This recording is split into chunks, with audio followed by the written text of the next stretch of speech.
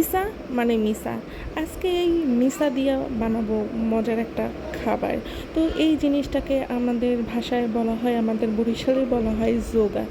যোগা মানে হলো গিয়ে চিংড়ি মাছের এই মাথা মোতারে বলা হয় যোগা। তো আজকে সেই যোগা ভর্তাই বানাবো মোর গাছের এই কালা কালা মরিচ দিয়ে।